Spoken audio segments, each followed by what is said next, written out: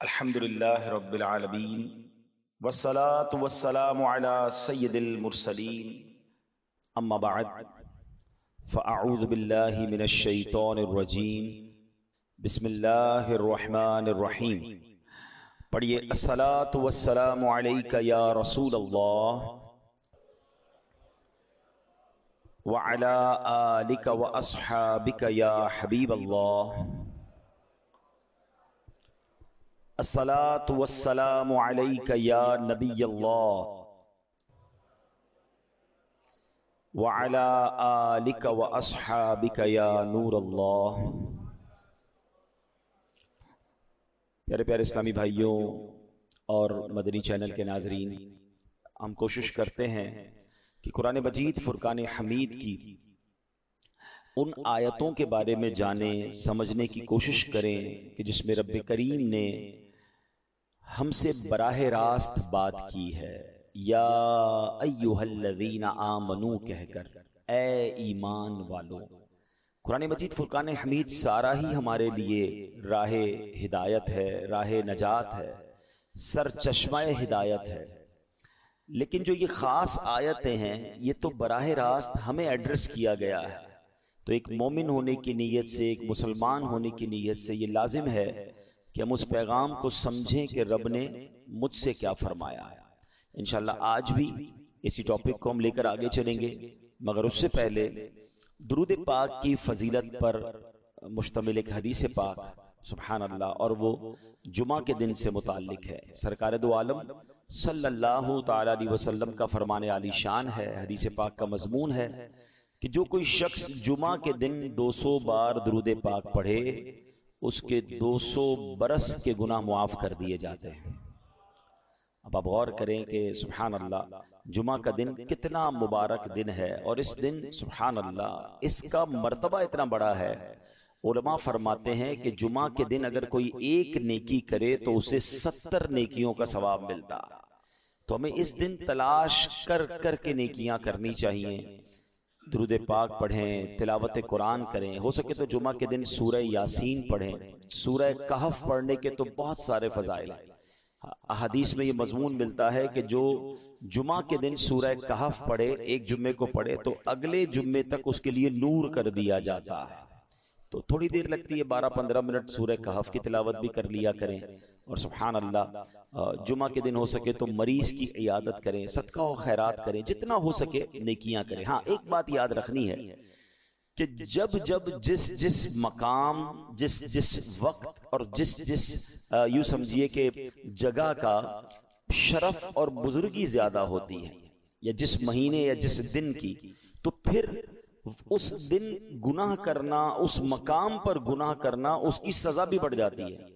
مثال کے طور پہ کوئی باہر روڈ پر گناہ کرے، یقیناً گناہ ہے، مگر مسجد کے اندر آ کر کرے گا تو اس کی پنشمنٹ بڑھ جائے گی نا، کہ اللہ کے گھر میں آ کر بھی گناہ کرنا ہے۔ کوئی عام دن میں گناہ کرے، یقیناً غلط ہے، مگر جمعہ کے دن گناہ کرے گا تو جہاں نیکی 70 گنا، وہاں اس کا گناہ بھی 70 گنا ہو جاتا ہے۔ تو پلیز عام دنوں میں بھی بچنا ہے، مگر جمعے کو گناہ نہیں کرنے، اسپیشلی بچنا ہے۔ جمعے کو کوئی نماز قضا نہیں ہونی چاہیے، میں نہیں کہتا عام دنوں میں بھی نہیں ہونی چاہیے، مگر کتنی افسوس کی بات ہے کہ جمعے کی نماز پڑھتے ہیں، عصر کی نہیں پڑھتے۔ ایسا نہ کریں، جمعے کو خاص طور پہ نمازوں کا اہتمام کریں، جمعے کو خاص طور پہ گناہوں سے بچیں۔ اللہ کرے کہ یہ بات ہم سمجھنے میں کامیاب ہوں اور اس دن کو امپورٹنس دیں۔ اس کی امپورٹنس کتنی ہے شریعت کی نظر میں، اللہ کی بارگاہ میں، کہ قرآن پاک میں پوری سورہ جمعہ نازل کی گئی ہے۔ صرف ذکر نہیں کیا گیا قرآن میں جمعہ کے دن کو، یعنی جمعہ کو ڈسکرائب کرنے کے لیے ایک پوری سورت قرآن پاک میں نازل کر دی گئی ہے۔ تو try to understand the importance of the day of Friday. اس کو آرڈنری ڈے کی طرح، اس کو عام دنوں کی طرح سیلیبریٹ نہ کریں۔ اللہ کرے کہ یہ بات ہمیں سمجھ آئے۔ آئیے مل کر محبت کے ساتھ بآواز بلند درود پاک پڑھ لیں۔ صلو علی الحبیب صلی اللہ تعالی علی محمد صلی اللہ علیہ وسلم۔ آج جو قرآن پاک کی ہمیں آیت ہم نے سننی ہے، سبحان اللہ کیا کمال کی آیت ہے اور کیا شاندار اس میں لیسن ہے۔ پارہ نمبر 3 ہے، سورہ بقرہ ہے، آیت نمبر ہے 254۔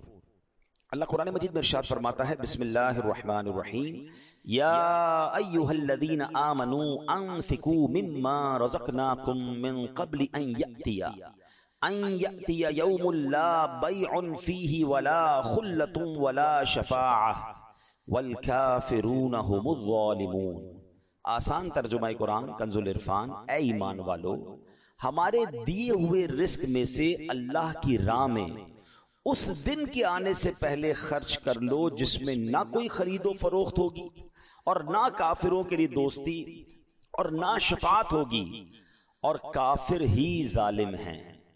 یعنی سبحان اللہ، اس قرآن مجید کی اس آیت میں ہمیں جھنجھوڑا گیا ہے۔ ایک دن آنا ہے جس دن مال کام نہیں آئے گا، جس دن کوئی دوستی کام نہیں آئے گی۔ ہاں، اچھے لوگوں کے ساتھ رہے ہوگے تو کام آئے گی، برے دوست اور خاص طور پہ اگر غیر مسلم ہیں، ایمان ہی نہیں ہے ان کے پاس، کوئی کام نہیں آئے گا تمہارے۔ اس دن سے پہلے اس دن کی تیاری کر لو۔ اللہ نے مال دیا ہے، اس کو اس کی راہ میں خرچ کر لو۔ اب اس آیت کا معنی کیا بنتا ہے ذرا سمجھیے گا۔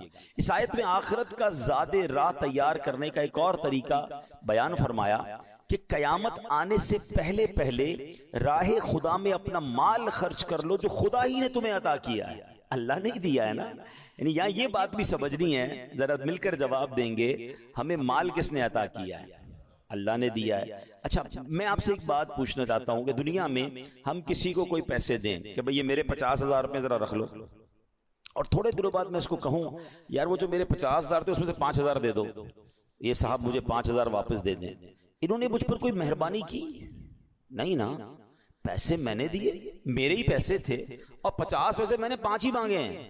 اچھا، میں اس 5,000 پہ اس کو شاباش بھی دوں، تحفہ بھی دوں، خوش بھی ہو جاؤں، تو لوگ کہیں گے کمال ہے یار، اپنی پیسے تھوڑے سے لے کر پھر کس بات کی خوشی ہے، پھر کس بات کا انعام ہے؟ ٹھیک ہے نا، کوئی کمال نہیں ہے اس بندے کا جس کے پاس ہم پیسے رکھوا کے ہمارے ہی پیسے اس میں سے بھی تھوڑے لے لیں۔ میرے رب کی شان دیکھیں کہ مال کون دیتا ہے؟ اللہ دیتا ہے۔ اچھا، اللہ اپنے مال میں سے فرماتے میری راہ میں خرچ کر لو۔ اچھا، ہم خرچ کر بھی لیں تو کمال کیا کیا، دیا اسی نے تھا۔ بلکہ مزے کی بات بتائیں کہ صرف مال نہیں دیتا، مال تو بہت سو کو دیا ہے، پھر اللہ خرچ کرنے کی توفیق بھی اللہ ہی دیتا ہے۔ دنیا میں ایسے بہت سارے لوگ ہیں جن کو اللہ نے بہت دیا ہے، توفیق نہیں دی ہے، اربوں پتی ہیں، زکوٰۃ نہیں نکلتی ہے۔ نفلی صدقات کی بات تو بعد میں آئے گی نا، جو فرض ہے، جو ضروری ہے دینا، وہ نہیں نکلتا کیونکہ توفیق نہیں ہے، دل نہیں چلتا۔ سبحان اللہ، مال بھی رب دے، توفیق بھی رب دے، اور بندہ کچھ خرچ کر لے تو انعام بھی ربی عطا فرماتا ہے، جنت کی نعمتیں بھی رب عطا فرماتا ہے۔ بلکہ ایک جگہ تو رب نے فرمایا قرآن میں ہی، ہے کوئی جو اللہ کو اچھا قرض دے، قرض حسنہ۔ بڑی عجیب بات ہے کہ یار رب کو قرض کون دے سکتا ہے؟ جب مال ہی رب نے دیا ہے تو اللہ کا مال ہے، اللہ فرماتا ہے کوئی جو میری راہ میں خرچ کرے، اللہ فرماتا ہے کوئی جو اللہ کو قرض دے۔ اس کا مطلب کیا ہوا؟ علماء نے بڑی ڈیبیٹ کی اس پر، یہ لفظ قرض کیوں لایا گیا؟ تو اس کے پیچھے علماء نے جو ریزن بیان کیا کہ دنیا میں جب آپ کسی کو تحفہ دیتے ہیں نا تو واپسی کی امید نہیں ہوتی اور رکھنی بھی نہیں چاہیے۔ تحفے کا مطلب تو آپ نے دے دیا نا، گفٹ ہے۔ کچھ لوگ تو تحفہ دے کر بھی امید رکھ رہے ہوتے ہیں، آج میں نے دیا ہے دیکھو کل کیا دے گا۔ تحفہ بھی غرض کے ساتھ، تحفہ بھی کنڈیشن کے ساتھ، تحفہ کنڈیشن کے ساتھ نہیں ہوتا۔ گفٹ دیا تو دیا، اچھے دل سے دیا کرو۔ تو لیکن جب آپ قرض دیتے ہیں نا تو آپ کو پتا ہوتا ہے یہ واپس آنا، جبھی تو قرض ہے۔ آپ تو کنڈیشن بھی لگاتے ہیں، چیک بھی کرتے ہیں، کس کو دے رہا ہوں، واپس دے گا نہیں دے گا۔ اللہ اکبر، فرمایا جو رب نے قرآن میں فرمایا نا، ہے کوئی جو اللہ کو اچھا قرض دے اور اللہ اس کو پھر بڑھا کے لوٹائے گا، تو اس کا مطلب یہ ہے کہ دینے والا اللہ کی راہ میں یقین رکھے کہ جو میں دے رہا ہوں یہ مجھے ضرور واپس ملے گا، اور جتنا دیا اتنا نہیں ملے گا، اللہ اپنے کرم سے اس کو بڑھا کر واپس لوٹائے گا۔ اچھا، دنیا میں دے دیا اللہ نے تو پھر ختم ہو گیا نا۔ مثال کے طور پہ ہم نے کسی کو قرض دیا، اس نے ہمیں واپس دے دیا، اس پر بھی اللہ کی شان کریمی دیکھیں کہ دنیا میں خرچ کیا، اللہ دنیا میں بڑھا کے دیتا ہے، کسی کو 1 کا 10 دیتا ہے اور کسی کے اخلاص کے مطابق 1 کا 700 بھی عطا فرماتا ہے۔ تو پھر اس کے بعد تو ختم ہو گئی نا بات؟ نہیں، یہ تو دنیا میں دیا ہے، اللہ جنت کی نعمتیں اور عطا فرمائے گا۔ احادیث میں آتا ہے اور مضمون ملتا ہے کہ جب تم اللہ کی راہ میں صدقہ کرتے ہو نا، اللہ تمہارے صدقے کو پالتا ہے، جس طرح تم اپنے بچڑے کو یا گائے کے بچے کی مثال دی گئی، جانور کو پالتے ہو کہ وہ چھوٹا ہوتا ہے اور بڑا ہو جاتا ہے۔ فرمایا کوئی کھجور کا صدقہ دیتا ہے، اللہ اسے قیامت کے دن احد پہاڑ جتنا عطا فرمائے گا۔ یعنی ملٹی پلائی ادھر بھی ہو رہا ہے۔ سبحان اللہ و بحمدہ، کاش یہ بات سمجھ آ جائے کہ یہ کتنا کمال کی اللہ کا احسان ہے۔ تو فرمایا کہ جو اللہ نے مال عطا کیا ہے اسی میں سے تم خرچ کرو۔ پھر کیا فرمایا، قیامت کا دن بڑی ہیبت والا ہے، اس دن مال کسی کو بھی فائدہ نہ دے گا اور دنیاوی دوستیاں بھی بیکار ہوں گی، بلکہ باپ بیٹے بھی ایک دوسرے سے جان چھڑا رہے ہوں گے۔ نیز کافروں کو کسی کی سفارش کام نہ دے گی اور نہ دنیاوی انداز میں کوئی کسی کی سفارش کر سکے گا، صرف اذن الہی سے اللہ نے جس کو اجازت دی ہوگی۔ اللہ تعالیٰ کے مقبول بندے اہل ایمان کی شفاعت کر سکیں گے، اور مال کا فائدہ بھی آخرت میں اسی صورت میں ہوگا جب دنیا میں اسے نیک کاموں میں خرچ کیا ہو، اور دوستیاں بھی نیک لوگوں کے ساتھ جو دوستیاں ہوں گی وہ کام آئیں گی۔ اللہ نے قرآن مجید میں ایک اور جگہ ارشاد فرمایا، جو برے لوگوں سے دوستی لگاتے ہیں نا، یہ میرے نوجوان مجھے سن رہے ہیں، آج نوجوان کو سمجھاؤ یار برے لوگوں کے ساتھ نہ بیٹھو، شرابیوں کے ساتھ نہ بیٹھو، جواریوں کے ساتھ نہ بیٹھو، بے حیا لوگوں کے ساتھ دوستیاں نہ کرو۔ تو جواب کیا دیتے، میں نہیں شراب پیتا، میں جوا کہاں کھیلتا ہوں، میں برے کام نہیں کرتا، بس بیٹھتا ہوں، کمپنی دیتا ہوں، دوست کرتے ہیں۔ دو باتیں یاد رکھیے گا، یہ جتنے نوجوان یہ جواب دیتے ہیں نا کہ میں بڑا پکا ہوں، میں برے کام نہیں کرتا، دوست کرتے ہیں، آپ تیار ہو جائیے کہ کچھ دنوں میں آپ بھی یہ برا کام کریں گے، کوئی نہیں بچتا۔ چلیں اگر آپ کو میری بات سمجھ نہیں آ رہی، یہ نوجوانوں کو نہیں آتی سمجھ، عموماً بچوں کو سمجھ ہی نہیں آتی کہ ابو پتہ نہیں کیوں روک رہے ہیں، یہ مولانا صاحب کیوں منع کرتے ہیں برے دوستوں میں بیٹھنے کا، میں تو بڑا پکا ہوں۔ اچھا اسی طرح اب ذرا نوجوانوں سے بات کر لوں یا بڑی عمر کے لوگوں سے بات کر لوں، وہ بد عقیدہ لوگوں کے ساتھ بیٹھنا شروع کر دیتے ہیں، جن کا ایمان درست نہیں ہے، جن کا عقیدہ درست نہیں ہے، اللہ کے بارے میں، رسول کے بارے میں، صحابہ کے بارے میں یا اہل بیت کے بارے میں، انہیں کہو یار آپ کے دوستوں میں یہ کیوں ہیں، تو کہتے میں بڑا پکا ہوں، میں ان کے عقیدے کی طرف نہیں جاتا ہوں، میں تو جناب اپنی بات کرتا ہوں لیکن بیٹھتا ہوں ان کے ساتھ۔ اب یہ دو قسم کے لوگوں کو جواب قرآن دے رہا ہے، ٹھیک ہے؟ پہلے میں نے آیت پڑھی، اس کا ترجمہ بیان کر دیتا ہوں، پھر بات آگے کرتے ہیں۔ اللہ نے فرمایا اس دن گہرے دوست ایک دوسرے کے دشمن ہو جائیں گے سوائے پرہیزگاروں کے، الا المتقین، متقی لوگوں کی دوستی ہوگی، وہ قیامت میں بھی کام آئیں گے، باقی سارے دوست ایک دوسرے کے دشمن ہو جائیں گے۔ ایک بات تو یہ سمجھ لو، ایسے دوست کا کیا فائدہ جو قیامت کے دن کام ہی نہ آئے بلکہ میرے لیے مار پڑنے کا سبب بن جائے۔ اب آتے ہیں دوسری بات کی طرف، جو لوگ کہتے ہیں میں بڑا پکا ہوں، میں نہیں جاؤں گا اس کی طرف۔ چلیں اب ایک چھوٹا سا میں سروے آپ سب کے ساتھ کر لیتا ہوں۔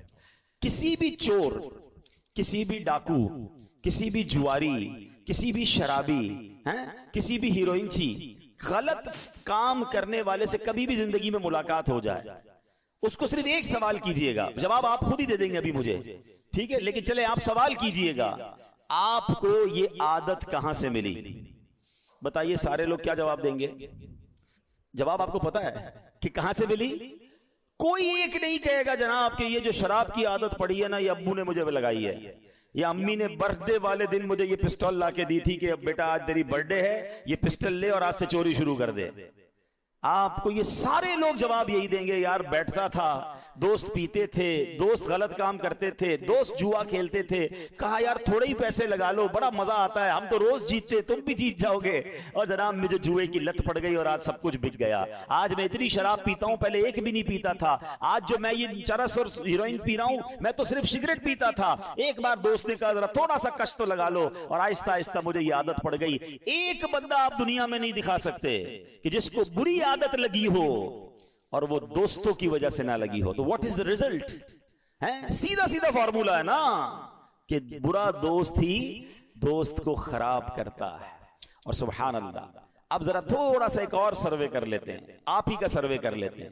اس میں 100% جواب نہیں آئے گا، اس پہ 70-80% جواب آئے، کیونکہ اس پہ ماشاءاللہ ماں باپ کا کردار بھی ہوتا ہے. لیکن 70-80% آپ میں سے اگر میں کسی سے پوچھوں یار آپ کی نماز کی عادت کیسے بن گئی، آپ کی ماشاءاللہ تلاوت کی عادت کیسے بن گئی، آپ نے چہرے پہ سنت کیسے سجا لی ہے، آپ اچھی محفلوں میں کیوں جانے لگ گئے ہیں، آپ کے اندر یہ خوبصورت عادت کہاں ہے، تو آپ میں سے 70% لوگ جواب کیا دیں گے، یار ایک اچھا دوست مل گیا تھا، ایک اچھا رہنما مل گیا تھا جس نے بڑے پیار سے مجھے دعوت دی تھی، یا کسی عالم دین سے ملاقات ہو گئی تھی، ایک اچھی صحبت ملی تھی جس نے مجھے یہ عادت ڈال دی. تو سبحان اللہ، فارمولا آپ کے سامنے ہے کہ صحبت صالح ترا صالح تنم، اچھے کی صحبت تجھے اچھا بنا دے گی، اور برے کی صحبت طالح ترا طالح کنن، تجھے برے کی صحبت برا بنا دے گی. یہ مانتے نہیں ہیں لوگ، نہ نوجوان آج کا مان رہا ہے نہ بچے مان رہے ہیں، کہتے نہیں ہم بڑے پکے ہیں.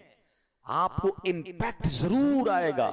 یہ جو محاورہ ہے نا، یہ محاورہ صرف محاورہ نہیں، حقیقت ہے. خربوزے کو دیکھ کر خربوزہ رنگ پکڑے گا، یہ دنیا کا دستور ہے. اچھا تھوڑی دیر کے لیے چلیں میں آپ کو ایک اور لاجیکلی ایگزامپل سے، ماحول کا کتنا اثر ہوتا ہے. اس وقت آپ سارے وضو کر کے تیار ہو کر ماشاءاللہ اللہ کے گھر میں بیٹھے ہیں، سر پہ ٹوپی لگائی ہوئی ہے.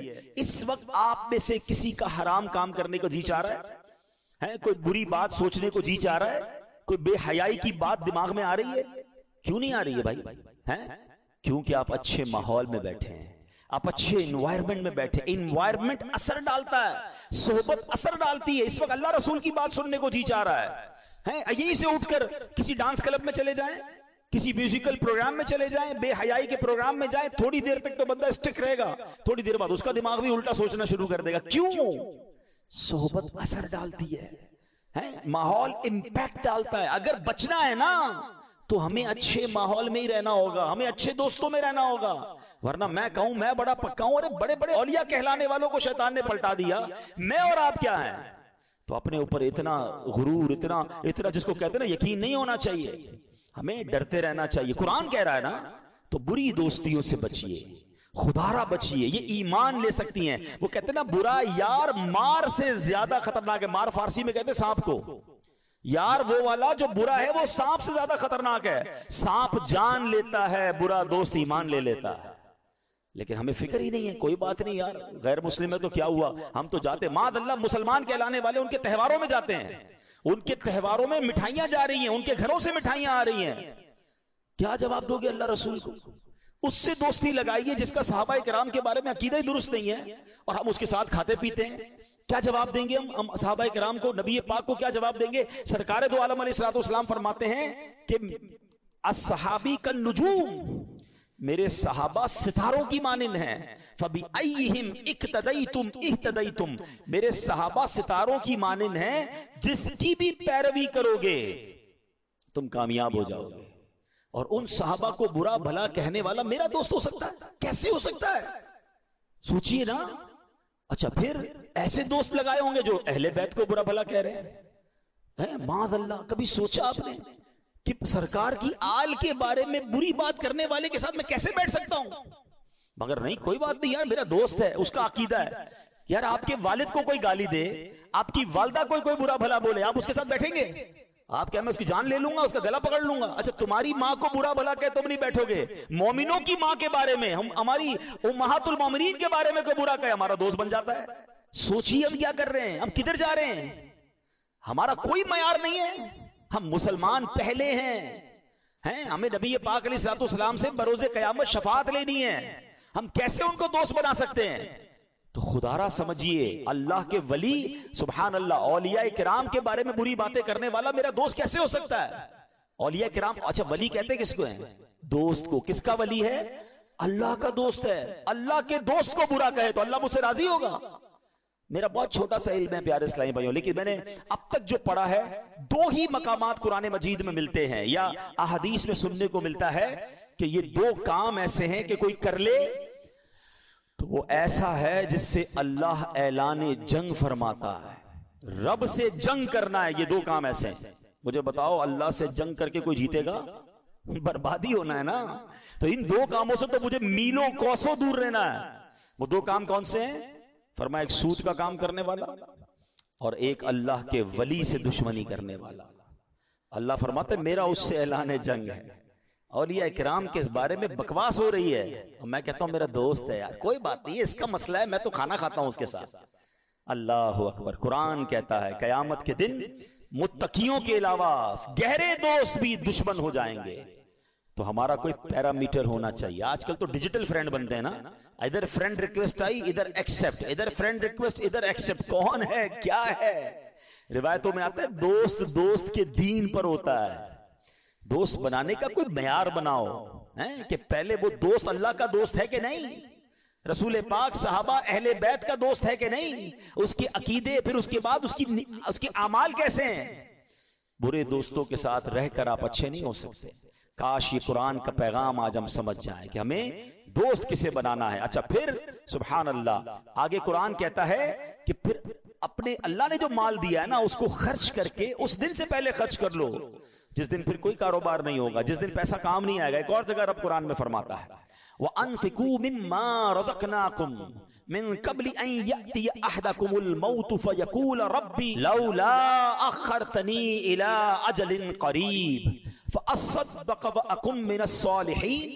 ترجمہ، اور ہم نے تمہیں جو رزق دیا اس سے اس وقت سے پہلے پہلے ہماری راہ میں خرچ کر لو کہ تم میں سے کسی کو موت آئے تو کہنے لگے اے میرے رب تو نے مجھے تھوڑی مہلت کیوں نہ دی کہ میں صدقہ دیتا اور صالحین میں سے ہوتا۔ مرنے کے بعد بندہ کہے گا اے اللہ دوبارہ بھیج دے، مجھے تو پتہ ہی نہیں تھا میں اتنا جلدی مر جاؤں گا، میں اب روزہ بھی رکھوں گا، میں صدقہ بھی دوں گا، میں نمازیں بھی پڑھوں گا، اے اللہ ایک موقع دے دے۔ اس کے بعد کوئی موقع نہیں ملے گا۔ اعلیٰ حضرت لکھتے ہیں نا اترتے چاند ڈھلتی چاندنی جو ہو سکے کر لے، اندھیرا پاک آتا ہے یہ 2 دن کی اجالی ہے۔ ارے یہ بھیڑیوں کا بن ہے اور شام آ گئی سر پر، کہاں سویا مسافر ہائے کتنا لا ابالی ہے۔ اندھیرا گھر اکیلی جان دل دم گھٹتا دل اکتا تا، خدا کو یاد کر پیارے وہ ساتھ آنے والی ہے۔ زمین تپتی کٹیلی راہ بھاری بوجھ گھائل پاؤں، مصیبت جھیلنے والے تیرا اللہ والی ہے۔ نہ چونکا دن ہے ڈھلنے پر تیری منزل ہوئی کھوٹی، ارے او جانے والے نیند یہ کب کی نکالی ہے۔ ہم سب دنیا میں جانے کے لیے آئے ہیں۔ میں 2 دن پرانی بات آپ کو بتاتا ہوں۔ میں نیو کراچی میں گیا، میرا بیان تھا وہاں پر۔ بیان کے بعد مجھے لوگوں نے کہا کہ اس بیان کے پاس ہی ایک گھر ہے اور وہاں بڑی جوان موت ہوئی ہے، والد صاحب کو صبر ہی نہیں آ رہا ہے، آپ تھوڑی دیر کے لیے چلیں دعا کر دیں گے ان کو کچھ تسلی ہو جائے گی۔ یقین کریں اس وقت میں آپ سے بات کر رہا ہوں اس نوجوان کا چہرہ میری آنکھوں میں گھوم رہا ہے۔ پتہ ہے اس کی عمر کتنی تھی؟ وہ 20 سال کا بھی نہیں ہوا تھا، 19 سال اور چند مہینے کا وہ نوجوان تھا جس کا انتقال ہوا۔ اس کے والد بھی موجود تھے، اس کے دادا بھی موجود تھے۔ میں اس گھر میں ملنے گیا، آپ یقین کریں جو ان کی کیفیت تھی، پتہ وہ کیا کہتے تھے؟ میں نے کہا کیسے انتقال ہوا؟ وہ کہتے یہ نوجوان صرف 2 دن پہلے بیمار ہوا، بخار ہوا۔ ہم نے کہا نارمل سی بات ہے، گھر میں دوائی دے دیتے ہیں ہم بخار میں۔ اگلا دن اس کا چہرہ پیلا پڑنا شروع ہو گیا، ہم سمجھے پیلیا ہو گیا ہے، علاقے کے ڈاکٹر کو دکھانے گئے کہ جناب کوئی تھوڑی سی دوائی دے دیں، جوائنٹس لگ رہا ہے۔ شام تک اس کی طبیعت اتنی بگڑ گئی کہ ہم پھر کسی بڑے ہاسپٹل میں لے گئے۔ ہاسپٹل والوں نے کہا طبیعت سیریس ہے، راتوں رات اس کو ہاسپٹل میں ایڈمٹ کیا اور اگلے دن اس کا وصال ہو گیا۔ ہم نے جتنے ٹیسٹ کروائے، وہ کہتے ہیں جو ٹیسٹ کی رپورٹیں تھیں نا وہ بھی نہیں آ پائیں۔ بندے کے انتقال کے 3 دن بعد ٹیسٹ کی رپورٹیں آ رہی ہیں کہ بلڈ میں یہ پرابلم ہے، وہ یعنی اتنا بھی ٹائم نہیں ملا ہمیں کہ ہم اس کی ڈائگنوز کر سکتے کہ اس کو پرابلم کیا تھا۔ بڑا پیسے والے تھے، بڑا گھر تھا، سب کچھ تھا، مگر وہ 20 سال کا نوجوان اب اپنی قبر میں اکیلا ہے۔ کاش یہ بات ہمیں سمجھ آ جائے کہ میں نے بھی جانا ہے، آپ نے بھی جانا ہے، کس بات کا انتظار ہے یار؟ ہمیں کیوں لگ رہا ہے کہ ابھی بہت باقی ہے، ابھی تو بڑی لائف پڑی ہے، ابھی تو بڑھاپا آئے گا، پھر جناب اللہ اللہ بھی کر لوں گا، پھر توبہ بھی کر لوں گا، پھر حرام بھی چھوڑ دوں گا، پھر اللہ کی راہ میں خرچ بھی کر لوں گا۔ دادا موجود ہے، پوتا قبر میں ہے۔ وہ ایک قبرستان میں تختی لگی ہوئی تھی نا ایک قبر کے اوپر، میں بڑا اہم تھا یہی میرا وہم تھا۔ کاش یہ بات سمجھ آ جائے۔ تاریخ پیدائش بھی لکھی ہوتی ہے اور تاریخ وصال بھی کیلکولیٹ کیا کریں گے، یار یہ 70 سال کے بعد قبر میں گئے، پھر آپ کو کوئی قبر ملے گی جو 40 سال کا قبر میں گیا ہوگا، آپ کو ایسی بھی قبر ملے گی جو 15 سال میں قبر میں گیا ہوگا، بلکہ قبرستان میں چھوٹی چھوٹی قبریں بھی ہوتی ہیں، بچے بھی قبر میں گئے۔ اٹ مینز ہم میں سے ہر کوئی ایک سیکوینس سے آیا ضرور ہے۔ میرے دادا پہلے آئے، آپ کے بھی پہلے دادا آئے، پھر والد آئے، پھر آپ آئے، پھر آپ کے بچے، پھر ان کے بچے، یہ ایک سیکوینس ہے، ایک ترتیب ہے، آنے کی ترتیب ہے، جانے کی ترتیب نہیں ہے۔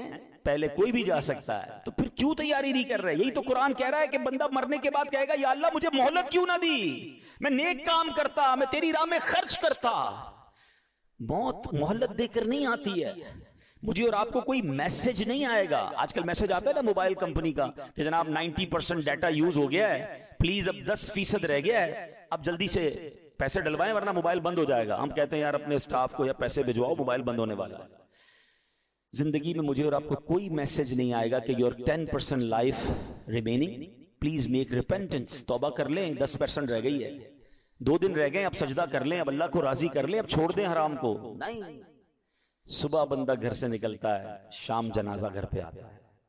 پلیز قرآن کے اس پیغام کو آج لے کر جائیں۔ اللہ نے مال دیا ہے، زندگی میں خرچ کر لو، اچھی جگہ خرچ کرو، غریبوں کی مدد کریں، صدقہ جاریہ والے کام کریں، زکوٰۃ اس کی پوری دیں، اور صرف زکوٰۃ کیوں اور خرچ کر لو۔ اچھا یہ مال جانا کدھر ہے؟ آپ ہی کے اکاؤنٹ میں جانا ہے۔ اللہ کی راہ میں خرچ کر کے ٹینشن کیوں ہوتی ہے؟ کوئی ایسا بندہ دیکھا آپ نے کبھی کہ جو بندہ کہے یار آج بڑا موڈ آف ہے؟ ہم کہیں کیوں موڈ آف ہے؟ کہ یار یہ جیب میں پیسے تھے نا، یہ آتے آتے بینک میں ڈلوا کے آیا ہوں۔ ہم کہیں گے تھوڑے ہی پیسے تھے، آپ کے ہی جیب میں تھے، آپ کے ہی اکاؤنٹ میں چلے گئے، ٹینشن کس بات کی ہے؟ ایسا ہی ہے نا، کوئی ٹینشن نہیں ہوتی کہ یار کیش پڑا ہے ذرا اکاؤنٹ میں ڈلوا دوں۔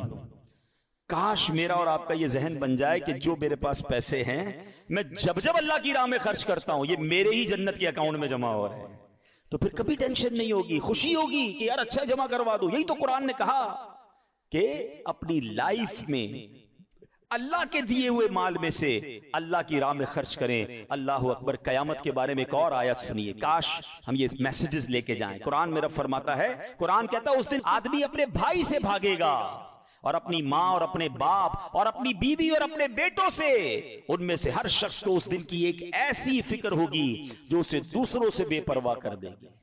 کوئی کسی کے کہاں، آج ماں کتنی تکلیف میں آ جاتی ہے کہ بیٹے کو تکلیف ہو، ماں بیمار ہو جاتی ہے، اتنا پیار کرتی ہے ماں۔ کچھ لوگ اپنی ماں سے بہت پیار کرتے ہیں، کرنا چاہیے، دوستوں سے پیار کرتے ہیں، بچوں سے پیار کرتے ہیں، ساری زندگی بچوں کے لیے کام کرتے ہیں، مگر قیامت کے دن قرآن کہتا ہے نہ ماں کام آئے گی، نہ بیٹا کام آئے گا، نہ رشتہ دار، بھائی بھائی کو بھول جائے گا، نفسا نفسی کا دن ہوگا، میں ہوں گا میرے اعمال ہوں گے۔ کاش یہ بات آج ہم سمجھ کے جائیں، قرآن کے اس پیغام کو لے کے جائیں۔ ایک اور آخری آیت سن لیں، اللہ قرآن میں فرماتا ہے یا ایھا الذین آمنوا اتقوا اللہ ولتنظر نفس ما قدمت لغد واتقوا اللہ ان اللہ خبیر بما تعملون۔ یہ بھی وہ آیت ہے اے ایمان والو کہہ کر، یعنی ایک اور آیت آج ہم کور کر رہے ہیں جس میں رب فرماتا ہے اے ایمان والو اللہ سے ڈرو، اور ہر جان دیکھے کہ اس نے کل کے لیے آگے کیا بھیجا ہے، اور اللہ سے ڈرو بے شک اللہ تمہارے اعمال سے خوب خبردار ہے۔ کل کے لیے آگے بھیجنے کی قرآن ہمیں ترغیب دے رہا ہے، ہم پیچھے چھوڑ کر کیا جائیں گے اس کی فکر میں۔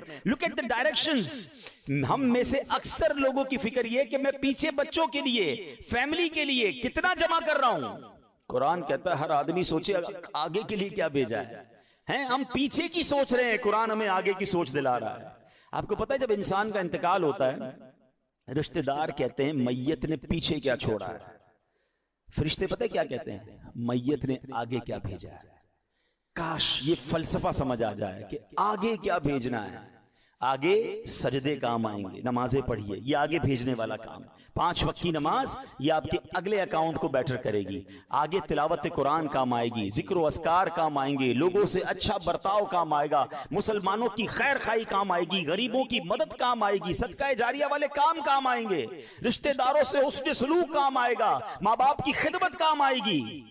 جو دھوکہ دے کر، لوٹ کر، ظلم کر کے سب کچھ زندگی گزار رہے ہیں، آپ اگلا گھڑا تیار کر رہے ہیں، اور آگے کب جانا ہے کسی کو نہیں پتا۔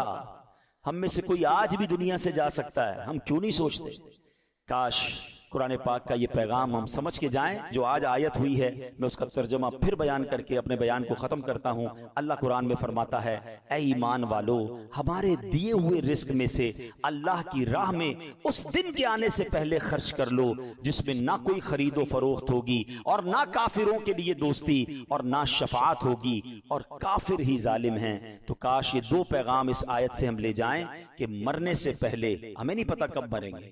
آج دنیا میں رہ کر آخرت کے لیے کچھ ایسا سامان کر لیں, کچھ ایسا خرچ کر جائیں جو ہمارے لیے خزانہ آخرت کے لیے جمع ہو جائے. اور اچھوں سے دوستی کریں, برے لوگوں کی دوستی سے اور صحبت سے بچیں. اس آیت سے یہ دو پیغام ملتے ہیں. اس پر اللہ مجھے بھی عمل کرنے کی توفیق عطا فرمائے, آپ کو بھی نصیب فرمائے. الحمدللہ ایسی پیاری باتیں دعوت اسلامی کے ماحول میں سکھائی جاتی ہیں. مزید آپ نے بیانات سننے ہیں تو مدنی چینل کو فالو کریں, ہمارے سوشل میڈیا پہ اکاؤنٹس ہیں اس کو فالو کریں. اللہ پاک ہم سب کو عمل کرنے کی توفیق عطا فرمائے. آمین بجاہ النبی الامین صلی اللہ علیہ وسلم.